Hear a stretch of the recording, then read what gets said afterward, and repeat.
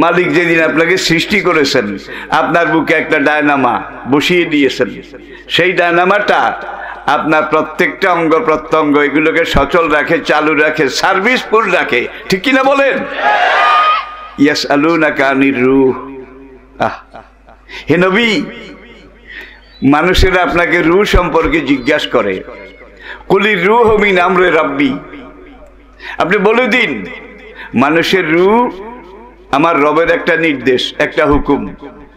ওমা উতীতুম মিনাল ইলমি ইল্লা কালিলা।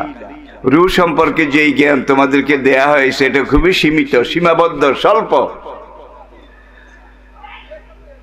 আমার ঘরখানা সে বসত করে, সারা জন্ম দেখলাম না তারে।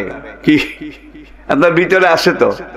দেখেছেন রূহের ওজন কদ্দুর, আয়তন কদ্দুর? যে ডাক্তাররা বাইপাস করে, হার্ট অপারেশন করে, বুককে ফেড়ে, তারা আজ পর্যন্ত রূহকে খুঁজে পায়নি। এই রূহটা, এটাকে আপনি ডায়নামা বললেও পারেন, পাওয়ার হাউস বললেও পারেন। আর এই ডায়নামাটা যতক্ষণ চালু আছে, একজন মানুষ হিসাবে আপনি জীবিত আছেন। ডায়নাটা অফ হয়ে যাবে, দুনিয়ার সব ডাক্তার, সব স্পেশালিস্ট আপনার পিছনে লাগালেও বন্ধ হয়ে যাওয়ার পরে এই ডায়নামা আজ পর্যন্ত চালু করা যায়নি, সম্ভব নয়।